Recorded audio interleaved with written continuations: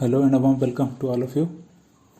हम लोग आज एक बहुत ही इम्पोर्टेंट, बहुत ही तगड़ा एक टॉपिक देखने वाले हैं। क्वेश्चन पहले देखते हैं। क्वेश्चन क्या कहता है? Lichens which are capable of initiating ecological succession even on a bare rock are actually a symbiotic association of. चार ऑप्शंस हैं आपके पास: algae and bacteria, algae and fungi, bacteria and fungi और फंजाई एंड मॉसेस। ये सवाल जो है बिल्कुल ही एनसीईआरटी में ये फैक्ट जो है दिया हुआ है। लाइकेन बेसिकली क्या है? एल्गी और फंजाई का सिम्बायोटिक एसोसिएशन है, तो इसका आंसर हो जाएगा बी। हमने क्वेश्चन में एक और इम्पॉर्टेंट कंसेप्ट को देखा, वो क्या है? लाइकेन क्या करता है? किसी भी बेयर रॉक पे इकोलॉजिकल सक्सेशन को इनिशिएट करने में हेल्प करता है। म्यूचुअलिज्म जो है बेसिकली क्या है? एक पॉपुलेशन इंटरेक्शन का एग्जाम्पल है। जो म्यूचुअलिज्म मतलब कि जो सिम्बायोटिक रिलेशन है वो पॉपुलेशन इंटरेक्शन का एक टाइप है। इसके अलावा अलग अलग टाइप्स हैं, तो हम लोग बाकी सारे पॉपुलेशन के इंटरेक्शन को देखते हैं। अब जो भी स्पीशीज रह रहे हैं उनके बीच में अलग अलग टाइप का इंटरेक्शन होगा। अगर वो पॉजिटिवली इंटरेक्ट करेंगे तो वो म्यूचुअलिज्म हो गया, जो कि हमने ऑलरेडी देख लिया। अगर दोनों नेगेटिवली इफेक्ट हो रहे हैं तो वो हो जाएगा कंपटीशन। नेगेटिवली इफेक्ट मतलब वो दोनों स्पीशीज एक दूसरे को हार्म पहुंचा रहे हैं, नुकसान पहुंचा रहे हैं, तो हो जाएगा कंपटीशन। अगर एक को बेनिफिट हो रहा है, दूसरे को नुकसान हो रहा है, तो वहां पर दो चीजें हो सकती है। या तो वहां पे प्रीडेशन का केस हो जाएगा, या तो वहां पे पैरासिटिज्म का केस हो जाएगा। ये हम लोग अभी आगे डिटेल में देखेंगे। अगर एक स्पीशीज अनअफेक्टेड है और दूसरा पॉजिटिवली इफेक्टेड है तो वो हो जाएगा कमेंसिलिज्म। सिमिलरली अगर एक अनअफेक्टेड है और दूसरा नेगेटिवली इफेक्टेड है तो वो हो जाएगा एमेंसिलिज्म। सबसे पहले म्यूचुअलिज्म को डिटेल में देखते हैं। एक तो हमने देखा लाइकेन, जो क्वेश्चन का भी पार्ट था। लाइकेन क्या है? एल्गी और फंजाई का सिम्बायोटिक एसोसिएशन है। यहाँ पे एल्गी क्या करता है? एल्गी जो है फूड प्रोड्यूस करने में हेल्प करता है, और फंजाई क्या करता है? वो प्रोटेक्शन में हेल्प करता है। तो इस तरह दोनों दूसरे को पॉजिटिवली इफेक्ट करते हैं। फिर दूसरा एग्जाम्पल देखिए, तो वो क्या है? माइकोराइजा। माइकोराइजा में क्या होता है कि फंगाई का प्लांट के रूट्स के साथ सिम्बायोटिक रिलेशनशिप होता है। फंगाई क्या करता है? रूट्स को न्यूट्रिएंट्स अब्सॉर्ब करने में हेल्प करता है। इन टर्न रूट्स क्या करते हैं? वो फंगस को कार्बोहाइड्रेट्स प्रोवाइड करते हैं। अब कार्बोहाइड्रेट्स से क्या होता है कि फंगस जो है एनर्जी प्रोड्यूस कर पाता है। तो दोनों को यहाँ पे बेनिफिट हुआ, तो ये हो गया माइकोराइजा। अब तीसरा देखिए, तीसरा है पॉलिनेशन। पॉलिनेशन आप जनरली सोचते होंगे कि वो बस इंसेक्ट्स के थ्रू होता है, जो जितने भी मधुमक्खी है उनके थ्रू होता है, लेकिन ऐसा नहीं है। पॉलिनेशन बहुत ही अलग अलग ऑर्गेनिज्म के से भी हो सकता है, जैसे कि बर्ड्स के थ्रू हो सकता है, या फिर कोई छोटा मोटा रोडेंट है जैसे कि गिलहरी हो गया या फिर चूहा हो गया, तो ये सब के थ्रू भी हो सकता है, जो कि आप फिगर्स में देख रहे हैं। अब चौथे फिगर पे आते हैं। चौथे फिगर में क्या है कि एक फिग और वास्प के बीच का म्यूचुअल रिलेशनशिप दिखाया गया है। यहाँ पे क्या होता है? वास्प जो है, जो इंसेक्ट है, वो क्या करता है? पॉलिनेशन में हेल्प करता है फिग के।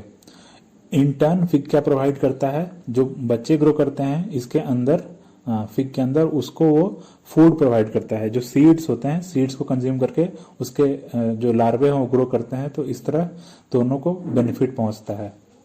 ये भी म्यूचुअलिज्म का एग्जांपल हो गया।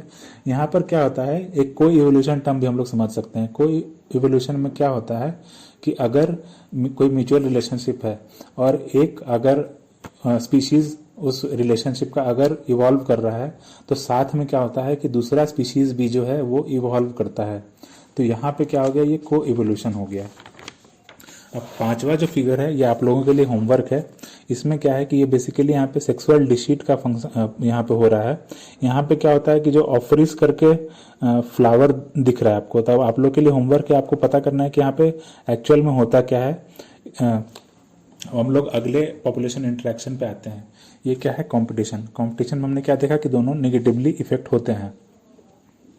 अब सबसे पहले देखिए, एक फ्लेमिंगो और फिश के बीच में कंपटीशन होता है।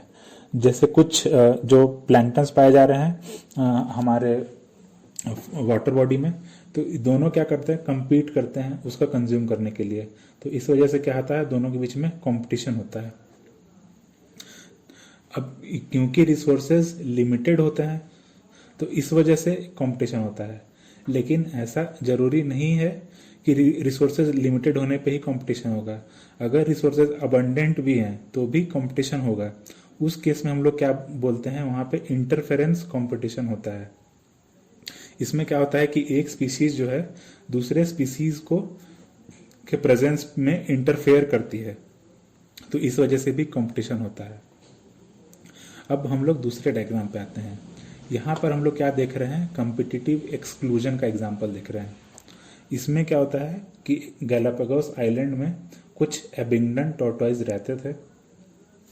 वहां पर क्या हुआ कि कुछ गोट्स यानी कि बकरियों का इंट्रोडक्शन हुआ। अब गोट्स क्या करते थे कि जो भी टॉर्टॉइज का जो फूड होता था उसको वो खा जाते थे, जो भी प्लांट्स हो गए उनको वो कंज्यूम कर देते थे। इस वजह से क्या हुआ कि टॉर्टॉइज के पास फूड कंज्यूम करने के लिए बचा नहीं, तो इस वजह से वो एक्सटिंक्ट हो गए। तो ये क्या हो गया, कॉम्पिटिटिव एक्सक्लूजन का एग्जाम्पल हो गया। यहाँ पर क्या हुआ, कंपटीशन की वजह से एक स्पीशीज ही एक्सटिंक्ट हो गया।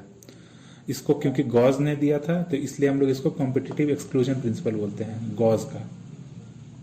अब तीसरे डायग्राम पे आइए। यहाँ पर क्या हो रहा है, कॉम्पिटिटिव रिलीज हो रहा है। इसमें क्या होता है कि जैसे दो तरह के बार्निकल देख रहे हैं आप, एक है बैलेनस बार्निकल और एक है कैथैलमस बार्निकल। यहाँ पे क्या होता है कि एक बार्निकल जो है दूसरे बार्निकल को रिमूव कर देता है उसके हैबिटेट से। लेकिन एक एक्सपेरिमेंट किया गया कॉनेल के द्वारा। उसने क्या देखा कि जब उसने बैलेनस बार्निकल को रिमूव कर दिया तो कैथैलमस जो बार्निकल था उसका जो स्पीशीज डिस्ट्रीब्यूशन था वो बढ़ गया, मतलब वो प्रोलिफरेट किया, उसका पॉपुलेशन वो नीचे वाले जोन में भी यानी कि लो टाइड वाले जोन में भी पाया गया। तो इसको हम लोग कॉम्पिटिटिव रिलीज बोलते हैं। चौथा डायग्राम देखिए, यहाँ पे क्या हो रहा है, रिसोर्स पार्टीशनिंग हो रहा है। अब क्योंकि रिसोर्सेज कम है तो इस वजह से कंपटीशन होता है। तो कुछ स्पीशीज क्या करते हैं कि वो कंपटीशन अवॉइड करने के लिए रिसोर्स की पार्टीशनिंग कर लेते हैं। अब जैसे आप एग्जांपल में देख रहे हैं, इस फिगर में देख रहे हैं, यहाँ पे क्या हो रहा है कि जो स्पीशीज हैं वो अलग अलग एरियाज में क्या कर रहे हैं, रिसोर्स का कंजम्पशन कर रहे हैं। तो इस वजह से कंपटीशन घट रहा है, तो यहाँ पर रिसोर्स पार्टीशनिंग हो रहा है। इसके अलावा कुछ स्पीशीज ऐसा भी करते हैं कि अलग अलग टाइम पे कंज्यूम करें रिसोर्सेज को, तो वहां पर क्या होगा, टाइम के अकॉर्डिंगली उनका फीडिंग पैटर्न जो है चेंज होगा, तो वो भी रिसोर्स पार्टीशनिंग हो जाएगा। तो अगला हम लोग इंटरेक्शन पे आते हैं। ये क्या है, प्रीडेशन। प्रीडेशन में हमने क्या देखा था कि एक पॉजिटिवली इफेक्ट होता है, एक निगेटिवली इफेक्ट होता है। जैसा मोस्ट कॉमन एग्जाम्पल प्रीडेशन जब आप लोग देखे होंगे तो आप लोग के दिमाग में क्या आएगा कि या तो कोई शेर, चीता या बाघ क्या करता है, किसी भी हिरन का पीछा कर रहा होता है उसको पकड़कर खाने के लिए। तो ये क्या हो गया, प्रीडेटर और प्रे का रिलेशनशिप हो गया, जिसको हम लोग प्रीडेशन बोलेंगे। यहाँ पर क्या होगा, एक को फायदा होगा, एक को नुकसान होगा। इसके अलावा क्या हो सकता है कि नॉट नेसेसरीली बस कार्निवोर्स ही इन्वॉल्व हो प्रीडेशन में, जो हर्बीवोर्स हैं वो भी प्लांट का कंजम्पशन करते हैं, तो वो भी प्रीडेशन का ही एग्जाम्पल है। इंपॉर्टेंट क्यों है ये प्रीडेशन जो कंसेप्ट है, ये क्यों इंपॉर्टेंट है, क्योंकि प्रे का पॉपुलेशन जो है उसको कंट्रोल करने में प्रीडेटर का बहुत ही इंपॉर्टेंट रोल है। अगर प्रीडेटर को रिमूव किया जाएगा तो प्रे का पॉपुलेशन जो है वो बहुत ही अनप्रेसिडेंटली बढ़ जाएगा। जैसे अगर आप किसी चिड़ियाघर में जाएंगे, वहां पर प्रीडेटर्स की कमी होती है, तो इस वजह से आप क्या देखेंगे कि किसी भी हिरन का जो पॉपुलेशन है वो बहुत ही ज्यादा होता है, इतना अबंडेंट होता है कि आप देखकर भी सरप्राइज हो जाएंगे। अब तीसरा चीज पे आते हैं। तीसरा एग्जाम्पल फिगर देखिए, इसमें क्या है, ये एक प्रिकली पियर है, कैक्टस का एक टाइप है। ये हमने दूसरे वीडियो में भी देखा था जहां पर हम इसके स्पाइन्स के बारे में जान रहे थे, जो लीफ मॉडिफिकेशन था। तो यहाँ पर क्या होता है कि जब ये ऑस्ट्रेलिया में इंट्रोड्यूस हुआ ये प्रिकली पियर, तो इसका पॉपुलेशन बहुत ही ज्यादा बढ़ गया, बहुत ही लार्ज अमाउंट में फैल गया ऑस्ट्रेलिया में। फाइनली क्या हुआ कि इसको कंट्रोल करने के लिए कुछ एनिमल्स का ढूंढना पड़ा, तो कैक्टस मॉथ जो है वो फाइनली उभर कर आया। उसने फिर क्या किया, इस कैक्टस पे फीड किया, उसने प्रीडेट किया कैक्टस पे, और फाइनली कैक्टस का जो पॉपुलेशन है वो कंट्रोल हुआ। तो इससे हम लोग को क्या पता चला कि अगर प्रीडेटर होते हैं तो वो पॉपुलेशन कंट्रोल करने में हेल्प करते हैं प्रे के। अब चौथे चीज में आइए। चौथा चीज क्या है, ये एक स्टारफिश है, पिजास्टर करके। इसके बारे में हम लोग देखेंगे अभी। जो अमेरिका में पैसिफिक कोस्ट जो है उस तरफ ये फिश पाया जाता था। तो एक एक्सपेरिमेंट में क्या हुआ कि वहां से इस स्टारफिश को हटा दिया गया। इस वजह से क्या देखा गया कि बाकी 10 स्पीशीज ऐसे थे जिनका भी एक्सटिंक्शन हो गया। अब ऐसा क्यों हुआ, जो लार्ज प्रीडेटर्स होते हैं ये क्या करते हैं, बाकी दूसरे एनिमल्स को कंज्यूम करते हैं। इस वजह से क्या होती है, स्पीशीज की डाइवर्सिटी बनी रहती है। उन स्पीशीज में इंटर स्पेसिफिक कंपटीशन जो है वो कम किया जाता है, वो हटाया जाता है। तो इस वजह से प्रीडेटर्स का रोल है, वो क्या करते हैं, स्पीशीज डाइवर्सिटी को मेंटेन करने में हेल्प करते हैं। अगर मान लीजिए कि हमने स्टारफिश को हटा दिया तो हमने क्या देखा कि बाकी स्पीशीज का एक्सटेंशन हो गया, क्योंकि उनमें इतना कंपटीशन हुआ कि वो सरवाइव ही नहीं कर पाए। तो प्रीडेटर का दो इंपॉर्टेंट रोल हमने क्या देखा, एक तो पॉपुलेशन कंट्रोल करने में हेल्प कर रहा है और दूसरा क्या कर रहा है, वो स्पीशीज डाइवर्सिटी को मेंटेन करने में भी हेल्प कर रहा है। अब क्योंकि प्रे का कंजम्पशन होता है प्रीडेटर के द्वारा, तो क्या वो क्या करते हैं, वो कुछ मॉडिफिकेशन लाते हैं अपने अंदर। जैसे कि एक एग्जांपल हो गया कैमोफ्लेज का। कैमोफ्लेज में क्या होता है कि जो स्पीशीज है वो कोशिश करता है कि वो अपने सराउंडिंग में कुछ इस तरह खो जाए कि मतलब पता ना चले, कि प्रीडेटर आइडेंटिफाई ही ना कर पाए कि प्रे आखिर है कहाँ पर। जैसे कि आप यहाँ पे पेड़ पे देख रहे हैं, पेड़ पे क्या एक मॉथ है, मॉथ ने अपने खुद के शरीर के टेक्सचर को इस तरह बना लिया है कि वो पेड़ के जो टेक्सचर है उससे बिल्कुल ही मिलता जुलता है। तो इस वजह से प्रे जो है आसानी से ढूंढा नहीं जा सकता, प्रीडेटर जो है आसानी से उनको आइडेंटिफाई नहीं कर पाते हैं। तो इस वजह से वो कुछ सर्वाइव कर पाते हैं प्रे। तो कैमोफ्लेज से प्रे जो है खुद को डिफेंड कर पाते हैं।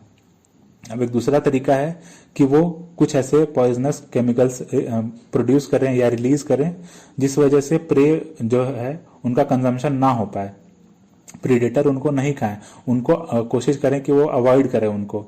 अब एग्जाम्पल के लिए क्या है, छठा जो फिगर देख रहे हैं इसमें क्या है, मोनार्क बटरफ्लाई।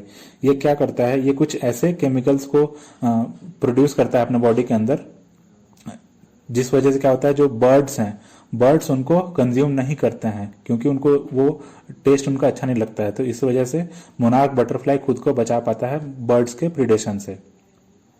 तो दो चीज हमने देखा, प्लांट प्रे जो है वो खुद को कैसे डिफेंड करता है, या तो कैमोफ्लेज कर लेगा या तो कुछ ऐसे केमिकल्स प्रोड्यूस करेगा जिस वजह से प्रीडेटर उनको नहीं खाए। अब ये तो हो गया एनिमल्स। अब देखिए दूसरा जो है प्लांट, प्लांट भी खुद को डिफेंड करते हैं। हमने ऑलरेडी एक वीडियो में देख रखा है कि प्लांट डिफेंस मैकेनिज्म में क्या क्या चीजें वो होती थी। यहाँ पर चलिए हम लोग एग्जाम्पल के लिए देख लेते हैं। ये क्या है, ये कैलोट्रोपिस का प्लांट है। ये क्या करता है, ये कुछ ऐसे पॉइजनस केमिकल्स को प्रोड्यूस करता है जो बेसिकली जो कोई भी अगर जानवर इसको खाना चाहेगा तो उस पर ये कार्डियक अरेस्ट करता है, उसके जो हार्ट के फंक्शनिंग है उसको ये अटैक करता है। तो इस वजह से जो है कोई भी प्लांट जो है जो कैलोट्रोपिस है इसको कोई भी प्रीडेटर जो है वो नहीं खाता है। और ये आप अपने सराउंडिंग्स में भी देखते होंगे, बहुत ही ज्यादा वाइल्डली ये पाया जाता है और जनरली इसको कोई भी जानवर जो है नहीं खाता है, क्योंकि अब आपको पता चल गया कि यहाँ पे क्या होता है, पॉइजनस केमिकल का प्रोडक्शन होता है। अब अगला हम लोग उस पे आते हैं, ये क्या है, पैरासिटिज्म। इसमें क्या होता है कि जैसे हमने क्या देखा अभी कि प्रीडेशन में भी था कि एक को पॉजिटिव हो रहा है एक को नेगेटिव हो रहा है, यहाँ पर भी एक को पॉजिटिव होता है एक को नेगेटिव होता है। डिफरेंस क्या है कि जो पैरासाइट है वो मोस्ट ऑफ द केसेस में होस्ट के बिना सरवाइव नहीं कर पाता है। जैसे अब देखिए दो टाइप्स हो सकता है, या तो वो एक्टो पैरासाइट होगा या तो वो एंडो पैरासाइट होगा। एक्टो में क्या होगा, वो शरीर के बाहर पाया जाएगा, और एंडो पैरासाइट में क्या होगा, शरीर के अंदर पाया जाएगा वो पैरासाइट। अब मोस्ट कॉमनली पहला डायग्राम देखिए क्या है, एक टिक और एक डॉग के बीच का ये पैरासिटिज्म का रिलेशनशिप है। इसमें क्या होता है कि जो डॉग के शरीर के ऊपर जो है टिक्स पाए जाते हैं, वो क्या करते हैं, वहां पर रहते हैं, वो डॉग्स से अपना नरिशमेंट लेते हैं और डॉग्स को नुकसान पहुंचाते हैं। वैसे ही हम लोग में क्या होता है कि लाइस पाया जाता है, ये क्या करता है, हम लोग से नरिशमेंट तो लेता है और हम लोग को नुकसान पहुंचाता है। तो ये हो गया पैरासिटिज्म का एग्जाम्पल। अब एंडो पैरासाइट देखते हैं। एंडो में क्या है कि ये जो हम लोग फिगर देख रहे हैं यहाँ पे क्या है, ह्यूमन का लीवर फ्लूक है। इसमें क्या होता है कि लीवर को हमारे अफेक्ट करता है। अब इंपॉर्टेंट चीज ये है देखने को कि जनरली पैरासाइट जो है वो एक ही होस्ट पे डिपेंडेंट होता है, लेकिन यहाँ पर जो है ये दो होस्ट पे डिपेंडेंट है। एक तो स्नेल हो गया और एक फिश हो गया। तो हम लोग क्या पता चला कि पैरासिटिज्म में जो है दो होस्ट भी इन्वॉल्व हो सकते हैं। अब चौथे उसमें फिगर में आइए, इस चौथे फिगर में क्या है, हम लोग जो देख रहे हैं वो मलेरिया का जो मच्छर है। अब यहाँ पे क्या होता है कि जो प्लाज्मोडियम वाइवेक्स जो पाया जाता है वो मॉस्किटो में पाया जाता है। तो प्लाज्मोडियम और मॉस्किटो के बीच में एक पैरासिटिक रिलेशनशिप है। और उसी अगर हम लोग खुद को मच्छर से कंपेयर करें तो हमारे और उसके बीच में पैरासिटिक रिलेशनशिप ऐसा नहीं है, क्योंकि हम लोग को मच्छर क्या करता है, बस खून चूस लेता है और हम लोग को इतना फर्क नहीं पड़ता, वो माइनर इफेक्ट को हम लोग लार्जली कंसिडर हम लोग नहीं करेंगे। तो हमारे और मच्छर के बीच में पैरासिटिक रिलेशनशिप नहीं है। और एक और इम्पॉर्टेंट चीज़ क्या है कि यह हम लोग के बॉडी के ऊपर डिपेंडेंट नहीं है, हम लोग के बिना भी ये सर्वाइव कर लेता है, तो इसलिए ये पैरासिटिज्म का एग्जाम्पल नहीं है। अब पांचवें फिगर में आइए। पांचवा फिगर क्या है, एक फिश और एक कोपेपॉड के बीच का जो रिलेशनशिप होता है ये भी एक पैरासिटिक रिलेशनशिप है। और छठा जो है डायग्राम, ये बहुत ही फेमस है, आप लोग ने बचपन में भी सुना होगा। क्या होता है कि ये ब्रूड पैरासिटिज्म है। इसमें क्या होता है कि एक पक्षी जो है दूसरे पक्षी के घोंसले में अपने अंडे दे देता है, और वहां पर जो है जब बच्चे होते हैं तो जो माँ होती है वो उसको अपने बच्चे समझ के पाल लेती है। तो वहां पर क्या हुआ कि वो भी ब्रूड पैरासिटिज्म का एग्जाम्पल हो गया। एक क्या हो गया, कुकू बर्ड जो है वो क्या है, ब्रूड पैरासिटिज्म का एग्जाम्पल है। तो पैरासिटिज्म के अलग अलग टाइप हो गए। अब हम लोग दो और इंटरेक्शन देखते हैं पॉपुलेशन के बीच में। एक तो हो गया कमेंसलिज्म। कमेंसलिज्म में क्या है कि एक को पॉजिटिव इफेक्ट होता है और एक को कुछ असर नहीं होता है। अब जैसे कि आप देखते हैं कुछ ट्रीज के ऊपर कुछ छोटे छोटे प्लांट्स ग्रो कर जाते हैं, तो उनको हम लोग एपीफाइट बोलते हैं। अब एपीफाइट को तो सरफेस मिल रहा है ग्रो करने के लिए, तो वो पॉजिटिवली इफेक्टेड है, और ट्री को यहाँ कुछ इफेक्ट नहीं पड़ रहा है, मतलब जीरो है। तो ये हो गया कमेंसलिज्म। सिमिलरली कुछ वेल हैं, वेल के ऊपर जो है बार्निकल ग्रो कर जाता है, तो बार्निकल को पॉजिटिवली फायदा हुआ, वेल अनअफेक्टेड रहा। तीसरा एग्जाम्पल बहुत ही कॉमन एग्जाम्पल है, आप लोग अपने डे टू डे लाइफ में भी देखते होंगे कि जहाँ पे भी गाय भैंस जो चर रहे होते हैं वो उनके साथ साथ कुछ बर्ड्स जो हैं वो भी घूमते रहते हैं। वो क्यों घूमते हैं, जब भी जानवर क्या करते हैं घास को खाने के लिए उसको डिसलोकेट करते हैं, तो वहां से कुछ कुछ स्मॉल स्मॉल इंसेक्ट जो हैं वो इधर उधर भागते हैं, तो वो जो बर्ड्स जो हैं उनको कंज्यूम कर लेते हैं। तो यहाँ पर क्या हो गया कि कैटल को कुछ तो असर हुआ नहीं, कुछ उसको फायदा नुकसान हुआ नहीं, लेकिन जो इग्रेट्स हैं उनको क्या मिला, फूड मिला। तो ये भी कमेंसलिज्म का एक एग्जाम्पल हो गया। और चौथा फिगर देखिए, ये क्या है, एक क्लाउन फिश और सी एनेमोन के बीच का जो है रिलेशनशिप दिखा रहा है। यहाँ पे क्या होता है, क्लाउन फिश जो है वो सी एनेमोन के आसपास ही रहता है। ऐसा क्यों रहता है, क्योंकि सी एनेमोन के पास कुछ टेंटिकल्स होते हैं, जो कि अगर कोई एनिमल अटैक कर रहा है तो टेंटिकल से स्टिंग करता है और उस जानवर को भगा देता है या मार देता है। तो इस वजह से क्या होता है, प्रोटेक्शन प्रोवाइड करता है सी एनेमोन क्लाउन फिश को। और on the contrary clown fish कोई भी बेनिफिट नहीं करता सी एनेमोन का। तो ये भी क्या हो गया, कमेंसलिज्म का एग्जाम्पल हो गया। अब लास्टली आइए अमेंसलिज्म में। अमेंसलिज्म में क्या होता है कि एक को कुछ इफेक्ट नहीं होता और दूसरा नेगेटिवली इफेक्टेड होता है। जैसे कि सबसे पहले एल्गल ब्लूम देखिए, इसमें क्या होता है कि एल्गी तो चलिए स्प्रेड कर रहा है, लेकिन उसके वजह से क्या होता है, एल्गल ब्लूम की वजह से क्या होता है कि जो भी एक्वेटिक ऑर्गेनिजम्स रह रहे हैं वाटर बॉडी में उनका डेथ कॉज होता है। तो एल्गी को तो इससे कुछ बेनिफिट हो नहीं रहा है उनके डेथ से। तो यहाँ पर क्या हुआ, एमेंसलिज्म हुआ, क्योंकि एल्गी को कुछ फर्क नहीं पड़ा और ऑन द कॉन्ट्ररी फिशेस का नुकसान हुआ। तो एक एमेंसलिज्म का ये अच्छा एग्जाम्पल है। अब दूसरा देखिए एलिफेंट्स। एलिफेंट्स में क्या, जब ये चलते हैं तो ये ग्रासेस को ट्रैम्पल करते हैं, जो छोटे मोटे इंसेक्ट्स और बाकी एंट्स हैं उनको ये क्रश करके उनका डेथ हो जाता है। तो एलिफेंट्स को कुछ फर्क नहीं पड़ रहा है, लेकिन जो ग्रासेस हैं, जो स्मॉल इंसेक्ट्स हैं उनको नुकसान हो रहा है। तो ये भी एक एमेंसलिज्म का एग्जाम्पल हो गया। अब तीसरा डायग्राम देखिए, ये क्या है, एक ब्लैक वॉलनट ट्री है। यहाँ पे क्या होता है कि ये कुछ ऐसे केमिकल्स को प्रोड्यूस करता है जो कि आसपास कोई दूसरे प्लांट को ग्रो करने में इनहिबिट करता है। हमने एलिलोपैथी वाली वीडियो में भी पढ़ा था इन प्लांट्स के बारे में। जो केमिकल सिक्रेट होते हैं, एलिलो केमिकल्स जो सिक्रेट होते हैं, वो नेबरिंग प्लांट्स को नेगेटिवली इफेक्ट करते हैं। तो ये क्या हो गया, एमेंसलिज्म का एक एग्जाम्पल हो गया। और लास्टली जो पेनिसिलिन जो है, जो डिस्कवर हुआ था, ये भी एमेंसलिज्म का एग्जाम्पल है। अब कैसे, जो पेनिसिलियम जो है वो क्या करता है, बैक्टीरिया को मारता है, लेकिन पेनिसिलियम को इससे कुछ फायदा नहीं होता है। तो ये क्या हो गया, ये भी एमेंसलिज्म का एग्जाम्पल हो गया। आपके लिए दो होमवर्क है। एक तो मैंने आपको पहले बता दिया कि ऑफरिस जो है वो सेक्सुअल डिसीट करता है, तो अब इसका क्या रोल है आपको ये पता करना है ये। और दूसरा जो है कस्कुटा करके एक प्लांट होता है, ये पैरासिटिज्म में इन्वॉल्व है। तो ये कैसे क्या करता है आपको ये पता करना है। ठीक है, चलिए आशा करता हूँ आप लोग आज बहुत कुछ सीखे होंगे। बहुत सारे पॉपुलेशन इंटरेक्शन हमने देख लिया, म्यूचुअलिज्म देख लिया, फिर कंपटीशन देख लिया, प्रीडेशन देख लिया, पैरासिटिज्म देख लिया, पैरासिटिज्म और प्रीडेशन कैसे डिफरेंट होगी देख लिया, फिर कमेंसलिज्म और अमेंसलिज्म में देख लिया। ठीक है, चलिए अगर आपको एक बार में ना समझ में आया तो आप लोग फिर से इस वीडियो को देखिए। आशा करता हूँ आप लोग अच्छे से पढ़ाई कर रहे होंगे। अपना सेहत का ध्यान रखिए। Bye bye, take care.